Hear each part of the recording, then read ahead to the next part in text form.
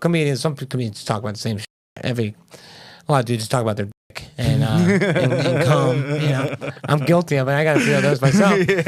But you'll get like I can only imagine as an audience member, you'll get like 3 people stacked in a row. Yeah. And then the word cum gets dropped like 9 times. Yeah. And like, we didn't talk about anything else. It's like, I get it. No.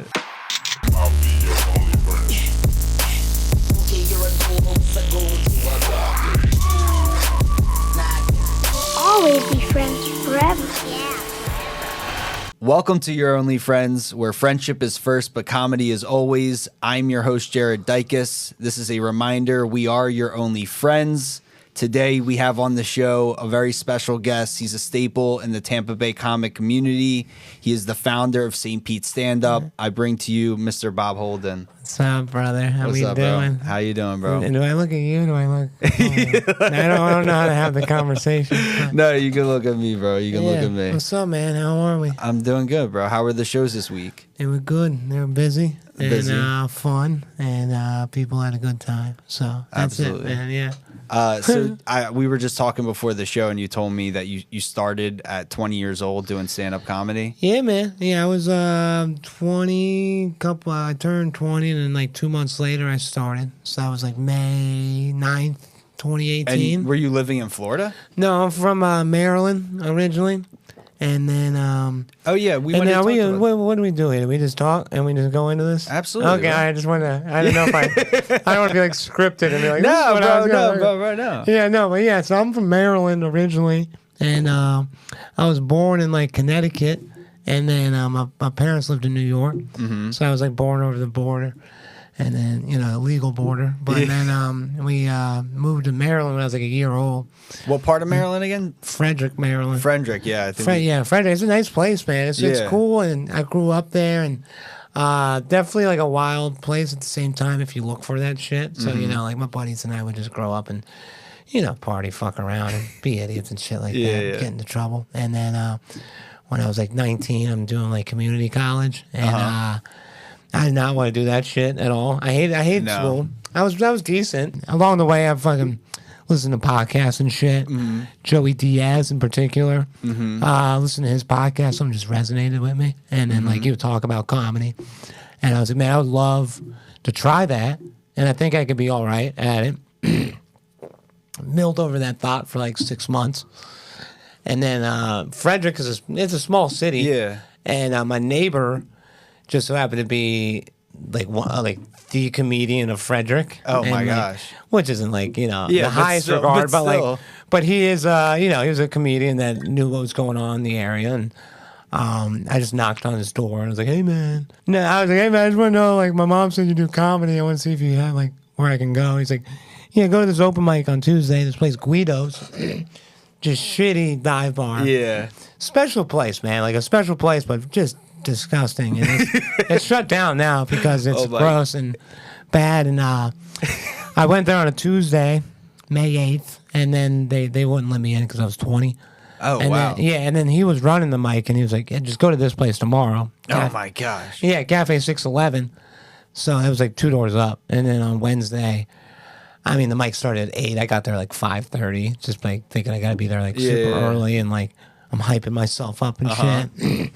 And then I did it, and it was good enough to where I was like, oh, man, that was great. That was awesome. What was your material about back then, if you could even remember? I don't know. I had some about phones. Like, I was trying to, like, be like, these phones are bad, right? I'm trying to be like, I was like a boomer with it. Oh, my God. These phones are killing us and shit like that. I couldn't even tell you what I said. I think I had some joke about, like, oh man, this is so bad, and I haven't even thought about this in ever. And it was like a phone, right?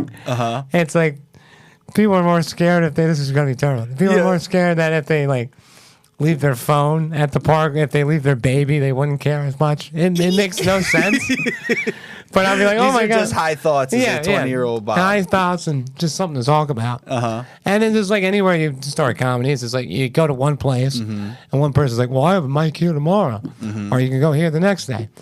And then I went home that night, that Wednesday, and I had a final on Thursday, like an at-home final.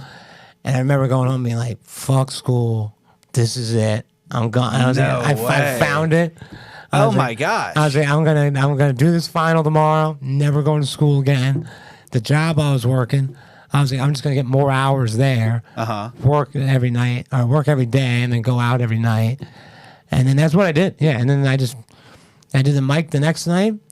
The Wednesday was good, and then here's some vibrating right now. I'm sorry, something was vibrating. I'm sorry. Wednesday was like good, but it was terrible. But for me, it was good.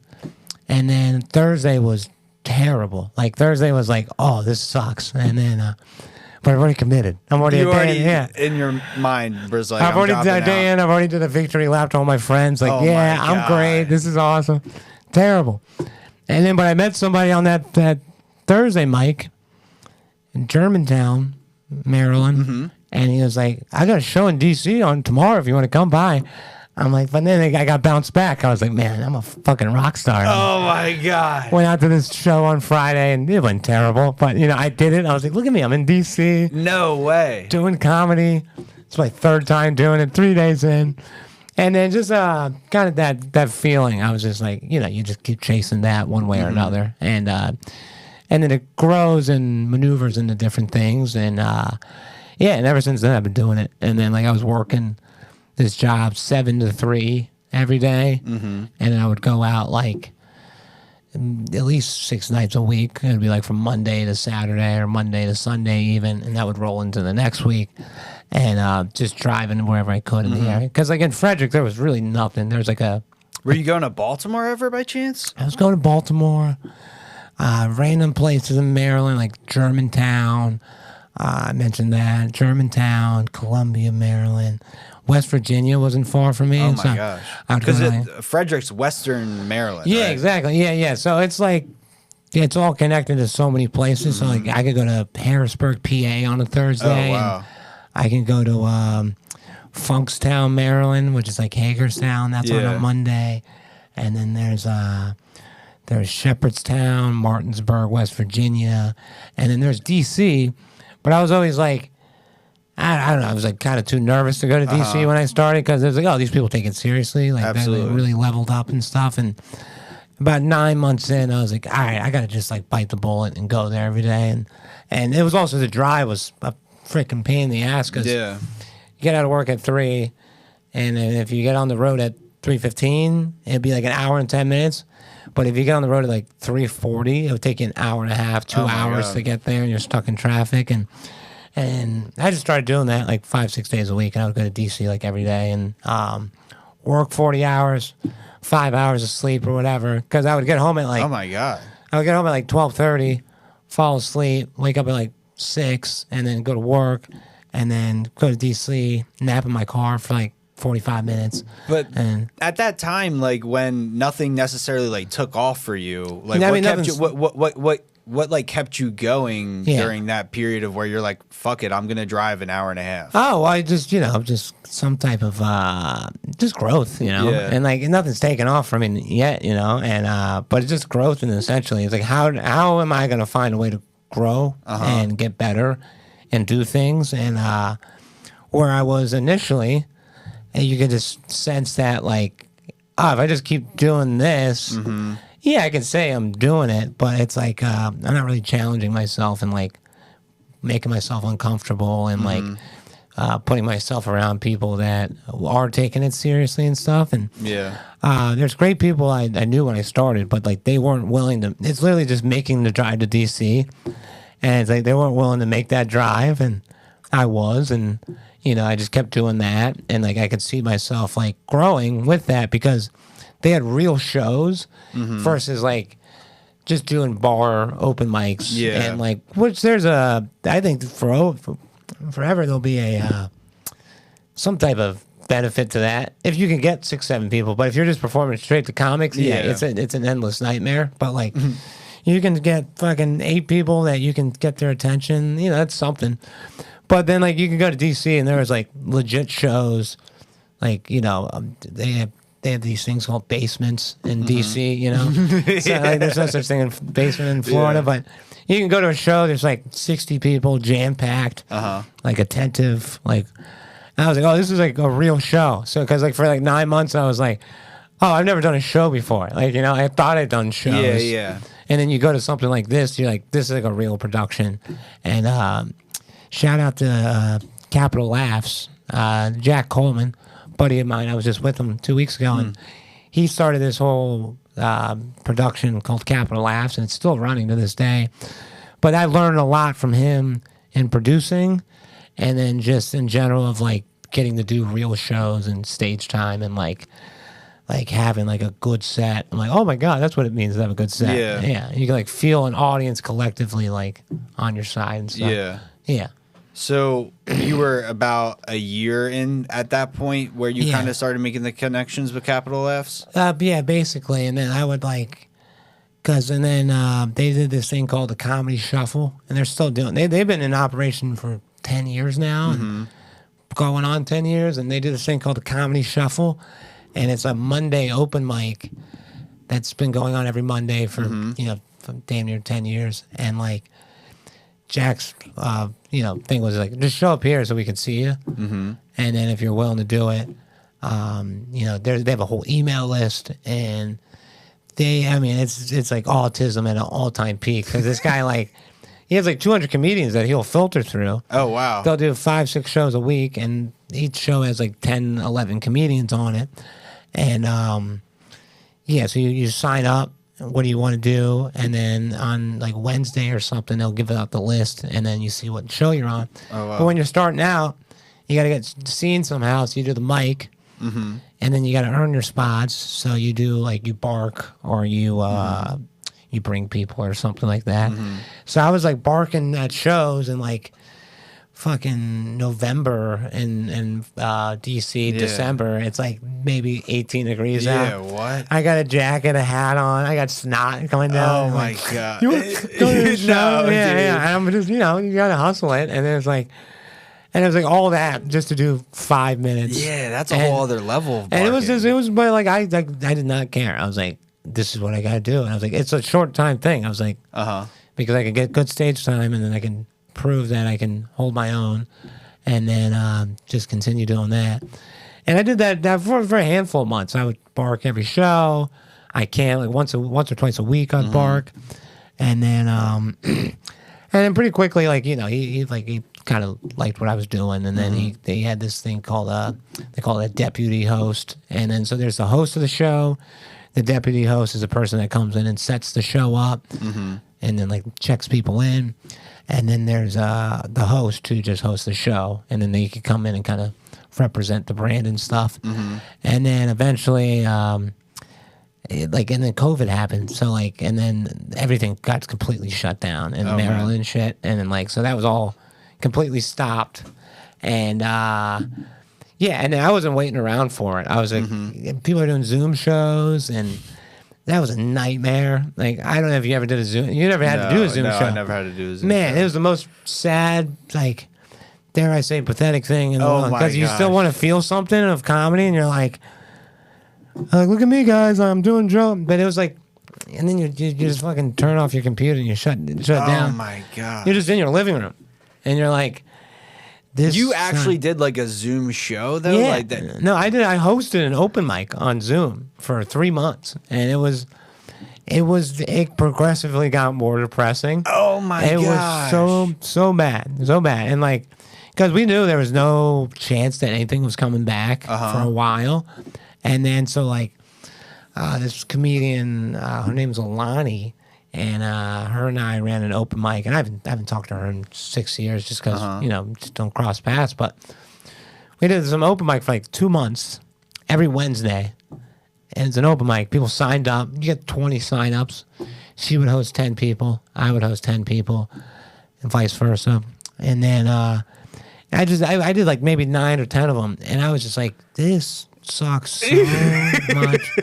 And you're trying to like fucking like have energy. I'm sitting down just like this. No. With a camera in my face, and I'm like, hey, what's up, guys? How about this, right? And then like I was like that, but nobody's laughing because everybody has to be muted because people have background. No way. It's a nightmare, bro. It's a nightmare. And were audience members on it? there was maybe fucking 8-9 audience members. Still, oh my god, that want to support. But, yeah, but nobody's.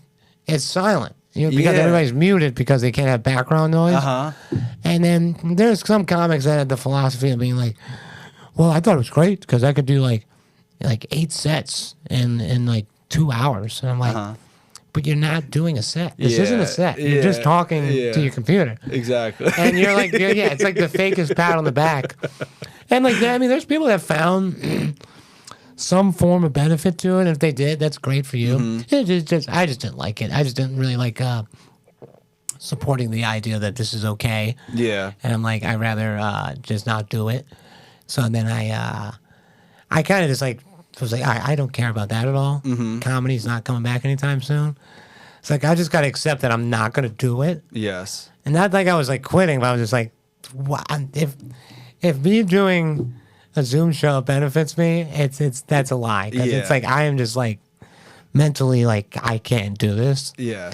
And I'd rather just put my energy into something else. And then I ended up moving out of Maryland, and I lived in New Jersey for a couple months, and I worked on the beach and at some restaurant. And the guy I lived with, he sold weed. Everybody I've ever ran into sold some form of weed. So I just got to know him, and we would just I would work at this restaurant. What part? Is it the Jersey Shore? Long Branch, New Jersey. Okay. Yeah, dude, it was fucking beautiful. And it was it was still COVID, so you like downtown was like, there was nowhere to really go. But I would go to work, and then I was on, like dating apps and stuff. So that's how I met people and hang out with them or whatever. And then the guy I lived with sold weed. And then so he had like all of his boys that would just come over. And then I just ended up hanging out with them. And then we just, smoke blunts and do whatever. And then, I'm in a fantasy football with those guys, draft still with those guys in that league. And I did that. And then that was like a short-lived thing because I was like, let's leave it where it is. If I try to stretch this any further, I'm just not it's going to lose its lust. And then and then my brother and our friend was like, hey, man, Florida's wide open. Let's go to Florida. Have you not even done a real stand-up like show in a while since then? Or no. Well, there was actually in New Jersey, there was an open mic once a week on a Monday in a parking lot. And that was me before like the love of the game because I was like, this is live. So I was like, I'm going to do this. Yeah. And there was never really any audience there. But I didn't know. Yeah, there was no audience. Or like you weren't allowed inside. The rules are just so ridiculous. You weren't allowed inside. Shout out to Brighton Bar. Brighton Bar. The host was Angelo. I'm pretty sure. Angelo, good guy. And but I made it like a ritual. I was like, this is like just I want to go do comedy. I'll go here on Monday. They had a $5 burger with Doritos. I would get a burger. I would just bomb a set, and then I'd get on my bike, and I'd just bike home. Oh, my God. And you had to wear, like, the mic condoms. They had to, like, cover the mic and shit. God. Just stupid protocol. And, like, we're in a parking lot. Like, none of this really matters. People are drinking alcohol. Were people making fun of COVID a lot? Would you see? Like, yes and no. People were, but people weren't. Like, it's one of the things where it's like, you can't ignore how ridiculous this is. But at the same time, you want to get your mind off it in some capacity because it's just so dumb. And then, but yeah, then I did that for a couple months. And then my brother and I and our friend, we did a road trip to Florida because Florida was wide open. People say that Florida didn't care about all that shit, but I think they were the most reasonable with a lot of it because people live their lives, So because we're in Maryland, they're like, people in Florida, they're going out to dinner. Yeah. They went to a concert. And I'm like, man, these people are pretty cool, man. And meanwhile, everybody's like, they're evil. I'm like, wait, you went to the grocery store? Like, what the hell's wrong with that? Oh, my gosh. So we did the longest route ever to Florida. We went from Maryland, my brother and I. Our buddy lived in Buffalo, New York. First day, we picked him up. Stayed the night there, and then we drove west for like 17 days or something, just camping, going to different cities. Oh, like a true road trip. Yeah, yeah. Wow. And then we went south for a couple days, And then like, all right, let's get to Florida. And then we, from like Utah to Florida, took us like 4 days or something. And then we like saw the Grand Canyon. We went to Lubbock, Texas, where the Texas Tech is. And I mean, it was so wild because this is literally October of 2020. So you would be like, when we started the trip, we're in Buffalo, and then we go to Indiana, and it was like, it felt like nothing was even going on. Like you would never even know if there was anything going on. And then you go to Chicago, like an hour and a half north. There's people in lines. You gotta get your hand sanitizer, get your temperature checked. Oh my God. If you're gonna order food, you gotta like cover your mouth to order food.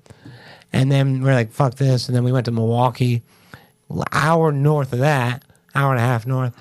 And we're at a bar that night with like 200 people. Oh just my like, gosh. just going after it and having fun. And so just so wild to see how people were. Like literally one state line would change everything, one city line or whatever. And then we ended up in Florida and we just fucking drove around here for a few weeks. Loved it. And we're like, this is it. And like, we went to Side Splitters on like a Tuesday, and it was Tim Dillon host a headline on like a Tuesday. And I remember sitting there in this room. It was sold out in October. And I remember the host was like, he's like, guys, this is the only room in all of the world that's like sold out. Like no other place is allowed to do this right now. And I was like, yeah, this place is awesome, man. Wow. And I just remember seeing the club and being like, this is a cool place. And then like looking at their calendar and like, oh, they're booking shows, they're doing stuff. And then like looking at the local Facebook group, I'm like, oh, they got open mics going on here? Like you guys aren't doing Zoom mics? Like what the hell? And I was like, oh, there's something to hold on to here. And then my brother and I, we flew up. We drove his car on the road trip. Flew up, got all of our shit, and then we drove my car back down, and then we've been here almost 5 years now. And then 5 years? Yeah, 5 years in November. Oh, yeah. wow. Yeah, so and then that's how I got here. And then I just... Was it your first time going to Tampa, St. Pete area? When you were first time ever. Wow. Yeah, I've been to like... My grandpa, I didn't even know this guy that well, but, you know, when I was a kid, I had these vague memories of, like, we visited here, like, 2 times. I don't even know where he lived, but we visited, and then we had, like, a family friends that we, like, went on a road trip with down here, and, I was too young to even remember what the hell we were doing. But Tampa, St. Pete, didn't know St. Pete existed, and I had no idea what it was. Obviously, I've heard of Tampa, like, the Buccaneers... and the Rays, but you don't even realize that the Rays play in St. Pete, or at least played in St. Pete. Exactly. And then you just come here, and I'm like, man, the city's like growing, and it's cool. It's just good vibe. And, you know, when we moved here, it was like November, so it was like 75 degrees. So we're like, man, this is magical. Like, what the hell? Yeah. And then, and then, like, you know, before you know it, it's like 5 years later, and I just keep loving it more and more, so... So you lived here for 2 years before. Talk to me about before starting St. Pete's stand-up. Essentially. I mean, how did that? Am I fine? Am I talking too much? Bro, no. Okay. This is an interview, okay. bro. 100%. I just don't want. No, bro. 100%. I'm like, am I supposed to ask you what's going on? No. Because let me know if we got a detour. No, bro. Because I can just go down this timeline in my head. No, I'm curious, bro. But yeah, cool, man. But yeah, man. Then that was like November 2020, and I did like an open mic at Spitfire up the street. They used to do a lot of spots. You know, shout out to them for what they did, but they don't want to host us anymore, so that's fine. But yeah, and I started like a show once a month at this brewery, Bayboro Brewing. Okay. And then like I was, you know, I respect them for giving me the opportunity, but I was. Where was that at? It's I think off 22nd Street. Okay, so it's here in St. Pete. Yeah, it's in St. Pete. It's just not. It's not directly downtown. And you know, like I was just a young dumb idiot, and like I like thought I knew what I was doing with the show, and I had like proof that like, oh, we could bring people. Like let's do something, whatever. And like we were doing like one a month that were consistently pretty good. A couple that, you know, kind of flop, but like consistently we would get like 40 plus people at this show awesome. On like a random Thursday night. And then I was just kind of an idiot, and I just didn't really know how to like be a decent businessman. And I kind of had like expectations that don't exist, because it's like when you're at a venue like you feel special because you're like, this is my show. Yeah. But it's not your venue. This is Exactly. my show. And I look at all these people I brought, and they're like, great, but we have like 30 other days a month we got to worry about. So it's like, it's nice that you can help us out one day a month. Yeah. But we have 30 other days we got to worry about. And if you have these expectations and these demands, like, you know, you can fuck off. We don't need the headache, you know? Yeah. Because I thought I deserve more money and shit. I'm like, look at all these people I'm bringing. I should get everything you guys are making. If it's like, no, it doesn't work like that. Mm-hmm. You just got to be happy to have the space and everything. And then eventually, like, they had to migrate. They have this beautiful back room now that's like, it's huge. It's like, it's probably fits like 250 people. Oh, wow. I know they've done like Coastal Creative's done some shows there. Oh, wow. So it's cool to see the full product of like what that place could be. But they do a lot of music and shit. That's more their forte. And then eventually from there, I've found St. Pete Brewing Company through Stavi. And, Oh, no way. Stavi ran an open mic there. Stavi was the initial person to start anything at St. Pete Brewing Company. Wow. Shout Yeah. out Savi Garcia. Yeah, dude. No, shout out to him, man. He knew the guy who was the manager some way or another, like a friend of a friend. He did an open mic there for like 2 months. It sucked. And then he didn't want to do it because he lives in Land O'Lakes. And he's Yeah. like, why am I driving out here for this shitty mic? I was like, dude, let me get it. Because I'm like right around the corner. I can figure something out. I ran the mic for like 2 months. Terrible. Like so bad. And it was like, I mean, there was times when comedians wouldn't even show up. This mic was so bad. Oh, man. And there was no audience. I would just have to cancel it because nobody would show up. What? And then because the room was awesome. And I just like saw this room. I'm like, I would see it. I'm like, this is a great room. We can make something happen here. And we could sell tickets. And one day we'll fill this thing up. And then they gave me a Saturday. And they're like, Saturday show, ticketed event. This is like the first time I ever sold tickets because the last shows are all free. Mm-hmm. So I was like, this is big. Like, we got to fucking really kill this and do this well. And, yeah, tickets were like $8 Saturday night, 8 o'clock. And that was March 26th, 2022.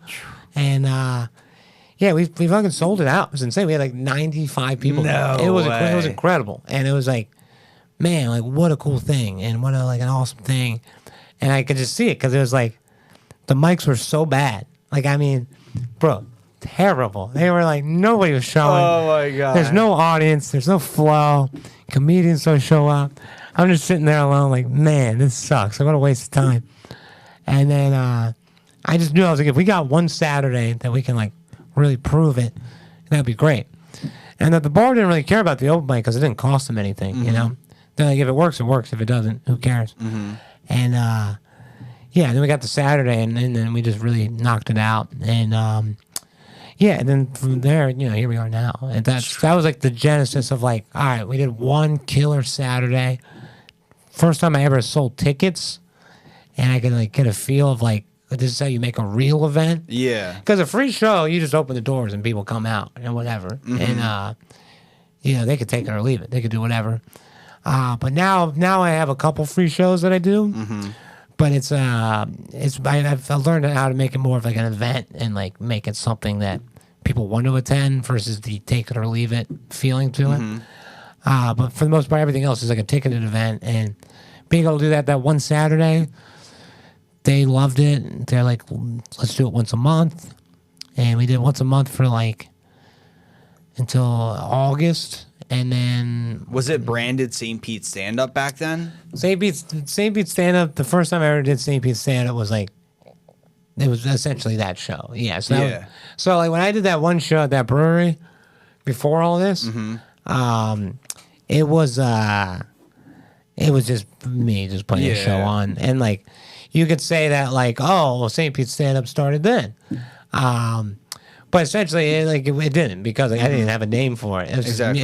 I'm just a guy putting a show on at a brewery, and then it turned into where I was like, all right, well, I want to legitimize this, make it a brand, and then hopefully we can develop this into different venues and different shows, and that way we have a brand and like, oh, this is a St. Pete stand-up show. We're gonna go to this show, you know, and like essentially it's a comedy club that isn't one location. Because people will call and ask like, hey, where are you at tonight? What are you doing? They're like, where are you located? It's like, oh, we're a pop-up comedy club. We go from place to place. It's kind of like Don't Tell Comedy. Obviously, they got the whole secret kind of like discovery of things. And like, oh, yeah, I get the lineup or I don't know who's here, and this is when I get the address and all that. Ours is like, you know where you're going, but the lineup is essentially secret. And even if I told you, you wouldn't know who we are, you know? Like, my name's not selling any tickets. Nobody's selling any tickets. So it's like, why waste everybody's time with this big clunky flyer with 10 names that nobody's ever heard of? Yeah. That's not a selling point. Just like, comedy night, this is the date, this is the time, this is how much it is. Oh, yeah, that's cool. This is where we go. All right, that's great. So, and we were doing that. And then it was like August 2022, we did 2 times that month. We did great on both of them. And then I came up with the idea. I was like, can we do 2 shows in a night? Because it's like, if you guys have nothing going on after, why not try it? Yeah. And then we started doing like 2 nights a month, 2 shows per night. Oh, wow. And then you fast forward to like... And those were all showcases, keep in mind, right? Yeah, showcases, yeah. I think it's... Because there's so many comedians, and just like there's no point of like I don't believe in not that I don't believe in it. Just like with our format right now, like it's better to have 6 to 7, 5 to 7 people even doing a lot longer time, and it spreads out opportunity more. Absolutely, and more people get reps versus like if I'm booking somebody to do a headline spot and then a feature and then a host. And then, like, granted, I want to put myself up. So it's like I'm one of the 3 spots. And then I only give out 2 spots versus I could give out 6 spots per show 100%. Or 7 spots per show, you know?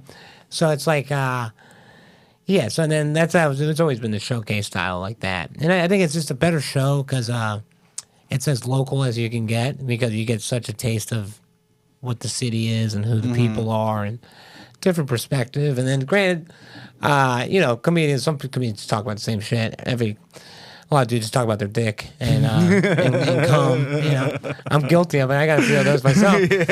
But you'll get like I can only imagine as an audience member, you'll get like 3 people stacked in a row. Yeah. And then the word cum gets dropped like 9 times. Yeah. And like, we didn't talk about anything else. It's like, I get it. No. You gotta find a balance, and there's a flow, and you got to know people's like ceilings and then you got to grow that ceiling, and then just make a community out of it because like that's what I love the most about it is that like having everybody involved, and I'm pulling the strings and stuff, but like I'm nothing without the comedians that perform or host it, or I got guys that help out with it. So, like, I'm nothing without all that. Like, there's so much more that goes into just, like, making events and all this other stuff. Absolutely. And I feel like you get, like, regulars, too, for them. Like, even the 2 times that I went to go see the show, I saw, like, the same guy both times. And I was like, for sure. I guess that you're bringing, like, a local crowd that goes to that brewery as well for the St. Pete brew. Oh, yeah, man. No, it's great, man. We have real supporters and like fans of what we do, and like you got people that are like I look at it as there's Tuesday people, there's Wednesday people, Thursday people, Friday, Saturday, because like people have different schedules. Service industry people typically come on like a Tuesday. Yeah. So like, excuse me, they come on like a Tuesday because they work on the weekends or something. So like, you'll get people that like. Tuesday that's their Friday night. They want to go out and do something. They come to our Tuesday shows, $5, and like the repeats we get on Tuesdays, it's great. It's like we consistently have an audience.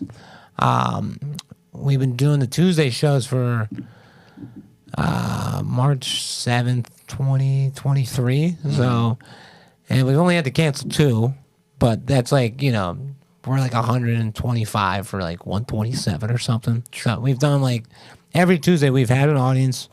It's a Tuesday show. It's new material night. Yeah. That's expected from the audience. Audiences like that because they know they can see the same people, but they can see them bomb in a different way, or they can do good in a different way because it's like it's encouraged to, do new shit. And like Because I told people, I'm like, at least, like maybe start strong for like a minute. And that way you can, earn their trust or whatever. And then just let loose and do whatever the hell you got to do. And because at the end of the day, it's like, these people did pay for a ticket and they're here for the show. So, like, if we all just completely zero a set and we all just bomb our dicks off, because you'll get the people that love the cringe, they love the bad sets. But, like, give them something to come back to, but then, like, make them be invested in you while you're on stage and be like, oh, this guy is funny. Let's see what he's going to do here next. And then, it's like flop, flop, flop. But that one was good. That one was good. That was good. So, kind of like, finding a balance to it on stage. When you, because you obviously book so many shows a week, at this point, when you're assembling a show, what are things that you look for before booking like any person? Like, what basically makes a good produced show, do you think? Oh, it's in terms of a lineup. Yeah, and there's weeks that are busier than others. Like every week we have something going on. But we'll have a week with like 2 shows or like 3 shows, and then like this upcoming week we'll have 5 shows going on. Wow. We'll have like 7 shows going on. Some weeks that's a really good week, as if we have 7. But it's more so like it's just reliability. People that they're going to be there. They have a good set. They have it's just kind of, and then like there's a flow because people feed off one another on stage. They don't know it, but like that's kind of what I feel when I see a set, that you can pair people together. This person's really good after this person. Oh, you'll really think like that, huh? Wow. Yeah, that has to be a flow, because it's like there is a sense that when you have so many local comics that the audience has no idea who we are, you can look at every comedian as its own show. So there's that perspective of like, you got 7 comedians, you got 7 different little shows in one. Everybody is like introducing themselves, and this is who I am, this is what I think, and how I, what I want to say, what I find funny. Yeah. Because that's the best approach, is like, I find this funny, and I hope you guys find it funny, and you tell them. But it's more so like, if I'm going to structure a show, it's like, in a perfect world, people show up on time. Audience members, this is a diss to you guys, but no, but people don't show up on time. So like, it's listed at 8:00. We get started at 8:15 because we got to get everybody settled in, because people don't show up till 8, and then you got to get them drinks and they got to settle in. And then, so from 8:15 to 9:30, you have a show. And then, so from 8 to 9:30, that's when it's listed. And then that 15 minutes is baked in to just milling around and getting people seated, so then you can start the show. So from 8:15 to 9:30, you got to fill 75 minutes. Now you probably book like 68 to 70 minutes, because time in between. Yeah. Somebody's going to go 30 seconds over, this person goes a minute over, whatever. Because the idea is to end right at 9:30, because people have some weird mental clock. They'll give you about 5 minutes after. From 9:30 to 9:35, they're okay. But when it hits 9:36, they can just have this sense of like, oh my gosh. I don't know. That's me overthinking. That's more my anxiety. When it hits 9:36, they're fucking done with us. That's my anxiety for a show. Is when we're getting, that's like, now we're late. Now we're like 6 minutes over scheduled time. I feel bad. We're holding these people too long, because there's some mental clock to where it's like, they just know. They'll start. You can see them start looking at their phone, like, oh, it's 9:36. What the hell is going on? Yeah. Is the show ever going to end? And because they're putting so much faith in us, because they've never been to a show. With us, they've never been to a comedy show in general, so they don't know how it all ties together. Yeah, they don't know when it ends. So you want to be as like professional and orderly as possible. Yeah. And then just the people I look for, just like, do you want to do this? Are you working hard? And then obviously I have biases, because there's people I've known for years. So I can rely on them because I know they're set, and I know that they can do more time because they've been doing it for years. So just people that can kind of hold their own, and then obviously try to incorporate other people that they just want to get better. Because sometimes it's like, you can just do mics and other whatever else you can get your hands on. But until you have like a real show, you can really display of like kind of like a timestamp or like a checkpoint in your timeline. being like, oh, I was just doing all these shitty mics. Yeah. And now I'm at a show, there's 40 people here. Like, oh, how great. Yeah. And then you actually do your material, like, oh, that's what a laugh is, versus like the 6 people, like a couple ha-has here at the bar or whatever. So that's what that was my experience with going to DC. Because like I was doing one thing for like a year, about 9-10 months. And then I started doing real shows. And I'm like, oh, this is what it is. And this dude, Jack, he gave me a huge shot and then really got me involved. And then I just studied what he was doing with his shows. And then when I moved here, I was like, oh, I should do that here. Because the city needs something like this because they didn't have any comedy really. Just shitty open mics. But I think we could have some real production and build some demand and, create a community within it. So absolutely, man. Yeah, man. So, I think you've done that for sure. I mean, I even know from the comic side, like, there's so many people I talk to that are like, yo, I really want to get on, those shows because they know how great the audience is and stuff and how the shows are. But yeah, man, that means a lot. Yeah, so I love to hear it. And it's it's still nothing though. It's still nothing right now. We still got to do so much more. So it's like, it's wild where we were only doing one show a month over 3 years ago, and now it's like. In summer we slowed down a little bit, but we were doing 20 plus from like January to May, maybe to like 25 shows. That was our record number. And then since June, it's like 17, 18 a month. And, it's still, that's enough for now. But and if we're doing this a year from now, it's like, all right, we're not growing. So the goal is to be like essentially every night of the week, we have an option for people to go to.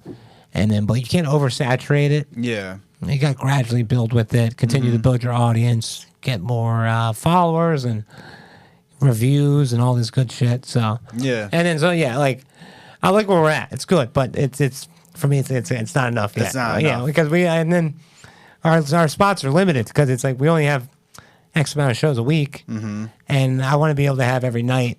And then even like, we don't do any open mics.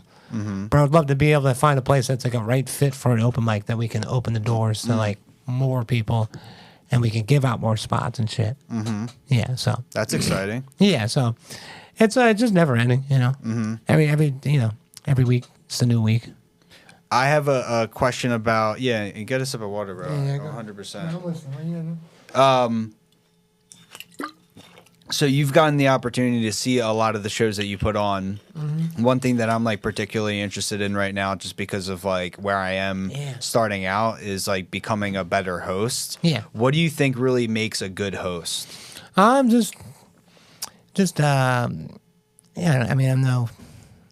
In your opinion. I was like, what would make a good host? I guess just because you've seen so many, people open up a show, I think it's like pretty obviously an important part of a comedy show. For sure. Because for me, it's like a good host is just like, it's so abstract. It can be anything. Because like, obviously, energy's good, getting attention's good. This isn't always the case, but some places, definitely clubs, they don't want you to be like overly vulgar and like too gross. But like, but then there's some cases where. Either way, like, how are you going to set the tone? Essentially, is the best way to put like being a good host. And it's like you can set the tone with a lot of energy, get people excited, and whether the jokes are hit or not, but you could put the energy in them, and they're excited and they're ready to go. And then, or sometimes you can just kind of be down and dirty, and you can do some fucking dirty jokes and shit, and that gets people in the sense of like setting the tone of like. Whether it's dirty or it's exciting or whatever, they can kind of be like, you're kind of like opening the doors of like what the show can be. Because if you're like a squeaky clean person for like 10 minutes and then like, oh, okay, this is going to be a very polite night, whatever. Yeah. Not necessarily the best word for it, but like this is going to be an easy night. And then the second person right after is like, so I was getting my dick sucked. I was doing this. Like, you just got to find like, that comes back down to the balance of comedians who feeds off another to where it's like, you can start a little cleaner, and then one person will start clean and maybe like end dirty, and then you can get the third person who is a dirty guy. He can pick up off that energy and then roll into his set, and he can do dirty, and then you can just throw a curveball in there, and just say, like have like a palate cleanser of something that's completely different and abstract even. Throw that person in the middle, and obviously you always just want to end strong. Like who's going to be the strongest person to end the show? But for the host, it's like just setting the tone. Like who sets the tone the best, and who comes ready to go. Because like crowd work is like it can be frowned upon with the host, but like that comes part of like there's moments where it's like, all right, if there's an opening, go for it, but like don't pry people so much because that sets the tone for the crowd work. Yes, exactly, because that sets the tone for the audience of like, oh, we get to talk during this show because they have no idea. They've never been to a show before. You have no idea who I am, and I'm just talking to you, and it's kind of just like, oh, that's the show. We get to talk too, right? It's an interactive experience. And then the next person goes up, and this person thinks they get to talk, and it's like, no, you don't, because the first guy opened it up. Granted, if somebody's like yapping and being an idiot, then you can kind of address that and talk about it. Yeah.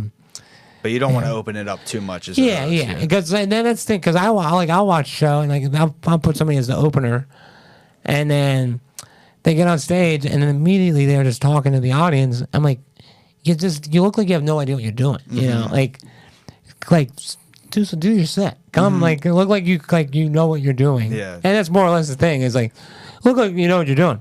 Because even when you think you know what you're doing, it can just fucking bomb. And you're like, well, that worked last night, but it's like, it's just not tonight though, you know? So for having done comedy for a longer time, like, what do you think it is on those nights where it's like you've done the same set previously the night before and the audience just responded completely different? Is it something that like they haven't like bought into you or something like that, or it's all different, you know? It's like I don't really believe in like, oh, it's the audience's fault. Yeah, because it's like you got to take accountability. Absolutely. And I would say 9 out of 10 times it's your fault. Sometimes there is truth to being like this audience just sucks. Like that's just what it is. Because you'll have an audience that like they don't give you nothing. Yeah. And then you're like outside after the show. And you'll get 6 people being like, "That was so much fun." It's like, "Where were you?" Because I was in hell up there. Oh my God. I've had that too many times. Where I was like, "Man, that was the worst thing ever," and everybody's like, "That was really good." I'm like, I didn't feel it because you guys were completely silent. Oh my God. Just kind of nodding their head. But like, I did a show this past Thursday in Rotunda, Florida, and never been there before. And it was like hour and a half, but I left at 4, traffic. I got there at 6:30, 2.5 hour drive, older people. And I don't mind performing for older people. Like I think there's a different challenge. There's a different way to present your stuff. But like sometimes your jokes are universal. Sometimes they're just too much for people. And like the set that I did, I was like, this went really well a week ago. I was like, this is the amount of time I need to do. I can do it for these people, right? Let's test it. Let's see. And they fucking hated me. They hated me. When old people hate you, it's hard. And I'm exaggerating, but because Ethan Deo was on the show and he did really well, and he opened it really well, and they were just hot. So I was like, oh, this crowd's gonna be great. I got up within a minute. You could feel it within a minute. I was like, they have no idea what I'm saying. Like they can't register what I'm saying.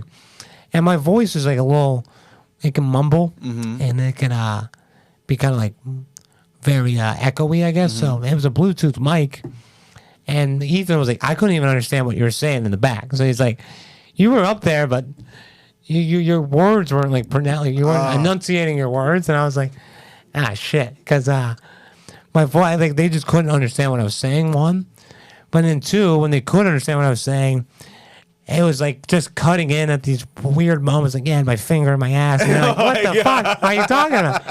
Because I was like, I was going to go cleaner. And Ethan made a joke about Grindr. Oh, my God. And this is like a room full of like 65 and up people. And they cracked up. I'm like, you guys know what Grindr is? This is crazy. Gosh. And then so like, I'm like, oh, I guess I can be a little dirty. And then every time I was dirty, my voice cut back in. They're like, God, what the fuck are you saying? They're like, this is too much. And like, this doesn't even make sense why you're saying this. This is uncomfortable. And then And Ethan was like, yeah, it wasn't as good as you wanted it to be, but it wasn't as bad as you think it is. It's one of those. Oh, man. But he's like, yeah, you did your thing. I was like, yeah, but to me, that was terrible. Yeah. Because I felt terrible. I was like, I didn't like it. And then I went to my car and to drive home, and I watched like 20 minutes of the headliner, and then I have an hour and 40-minute drive. I was like, I want to get a head start. My freaking tires popped. Oh, my God. So I'm in the parking lot, and I'm jacking up my car. Got to put the spare on, and I got to put that spare to the closest Wawa. Found a Wawa like 20 minutes away, and I jack my car again, and then I fill up my original tire with air, and then I put it back on, and then I drove for like 20 minutes, and then I had to check if the tire was good, because I was like, how much air is really coming out of it? I was like, all right, this is perfect. I can get home. I got a milkshake, and I just drove home, and that was it. And I woke up, tire's flat. Got to pump it back up, put the spare on, put the old one in there in my car, drive to the tire spot. So that was the funniest thing. Someone slashed your tires. No. I'm kidding. I wish, because that would have been, it would have given me confirmation that set was terrible. Oh, my gosh. That an audience member was like, where's this car? Whose car? Is this his? Because I want to fucking kill this guy. It was so bad, man. It was bad. And then, but then you just get right back up and do it. And then like Friday, I did like 3 shows, and like I did one in like Torpin Springs. Same set, and it went really good. Same everything I did the night before.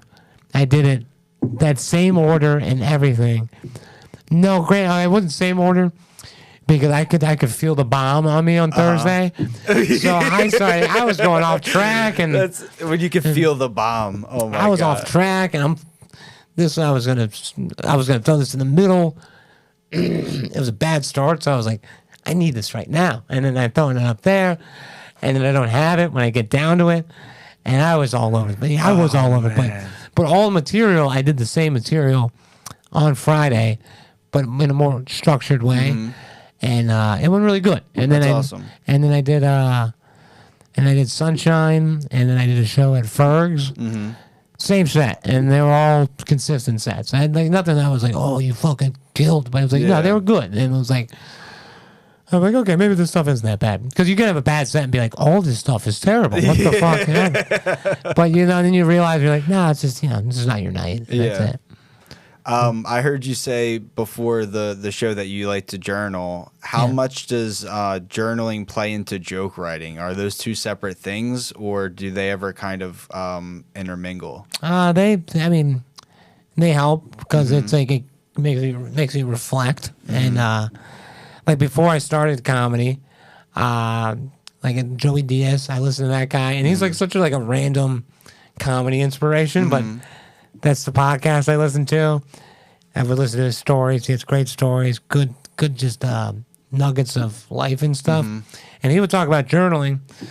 So I've journaled for like 8 years now. Oh, wow. And it's not like I journal every day. And it's like I journal when I do it, when I can, and when I kind of need to get some stuff out of me and stuff like that. Because sometimes I do journal every day. It's been a while since I've done that, but like at least like once a week, I'll put like a good reflection of like, all right, this is what I did this week. This is what happened. And I can like re-explain everything to myself. And then I can go over like my bits with it and then be like, well, yeah, they hated this joke and this one sucked. This is where I lost them. And like, so then you can journal with that. And then I used to like write all my material like this is how the joke is supposed to be, write word by word. But then the journaling helps, because it's like you can have a scenario or a story, and then you just kind of write that out in long form. Like you're having like a conversation with a friend, and you can just read it, and you can just pull out the highlights of the story, and then you can condense it, and then it's that same story that was a page long, but now it's like 5 lines long. And then you can keep condensing it to where it's like, all right, it's not 5 lines, but it's like 5 different points of the story. And then you can just kind of talk out loud those points. And then you just kind of because it helps me talk on stage better versus like being like, this is the setup of the joke, and this is where you laugh, and it's like versus now it's like all right, just go up and talk about this. So like it helps me like really narrow things down, and it's just good for the mental of things organizing your thoughts a little bit. Yeah, because you know, we got so many things up here and milling around and shit, so it's like might as well like see what you're thinking, and you're like, oh, this is all bullshit. All right, not a big deal, and you can just kind of move on from there. And then with the comedy, it helps too, just to kind of like find other angles versus just keep hammering away at the same thing. Yep. Yeah, that makes sense. Last question: Where are you kind of excited to go this next year with St. Pete stand up and yourself? Like anything that you're looking to project out there into the future that you're really excited about? Anything, any shows that you wanted to talk about, or anything in particular? The goal right now, I don't know. It's just like just keep doing what we're doing, and like. You know, there's a place like Ferg's that shout out to Ferg's, awesome place. We were doing shows there since the start of 2024 every Wednesday, and we were having like killer Wednesdays for like 4 months, and then you know, just season, summer, whatever. The Rays were still in town. That all just dried up, and then like, we had to take a hiatus, and then we got reintroduced to them this year by doing like Friday nights. And then, we do like one Friday a month. We're doing 2 now. Nice. And that's great. That's awesome. And they've been really good shows. And then it's also like work with what you got. Because we had one layout of the room initially that really kind of sucked. But then the room used to be a vertical room. But then I turned it and I moved the stage from this wall to the side wall. And now we have like a half round. Oh, and really? It's such a better show. Up in the Eagles room or whatever? Yeah, wow. Exactly. Yeah, so now it's such a better room. And it's like actually a great room now. And it's like same thing with St. Pete Brewing Company. Like on the weekends, we'll do the vertical shot room. But Tuesday, they have trivia. And fucking damn trivia is the most popular thing in the world. So it's so damn loud. So then I move that room sideways. And then it's like... Now at St. Pete Brewing Company, it's like it's one room, but we have 2 rooms in one. And we have 2 different experiences with it. So it's like it's always like watering the seeds you do have and making those better. And like it's the same things that we've always had, but they're somehow better and they're not the same product. Like Ferg's was only 1 Friday a month. Now we're doing 2 Fridays. Yeah. So it's like growing within. And then we got a new venue. Grand Central Brew House. We're booked for that. That's at the last Wednesday of August. Wow. August 27th. Be there. And then we have another venue that's looking like we'll do something in September. Cool. So that would put us at like, as long as these new 2 venues go well, that would put us at like 7 venues in St. Pete. Wow. And then so just getting those numbers up of places to be, spreading our awareness to people, working with other venues, getting ourselves introduced to their audiences, and then just attracting people that they came to this show, they can go to the next show. But by the end of next year, because going into 2027, wait, what are we in? 2025? We're in 2025. 2026. 2027, I hope things are better than that. Yeah. But going into like the end of next year, I think we can be at a place where we're like, Monday to Saturday, like every night there's something going on. Tuesday to Saturday at least, and that's a perfect world for me. Yep. And then finding ways to, you know, maybe go into Tampa more, or like we do one show in Bradenton a month. Yeah, go to Bradenton more. So like, just have enough shit and enough places to give out opportunities to all the comics, and then you know, just like be the staple place in St. Pete. Absolutely. Like if you want to see a comedy show, go to this place. So absolutely, boss. Yeah, well, I have no doubt you're gonna fucking do it, bro. Yeah, we're gonna keep working, man. So grind doesn't stop, bro. So appreciate it, man. Thank you. Thank you guys for watching. This has been episode 23 of Your Only Friends. Have a great rest of your day. Thank you. Fuck yeah, bro.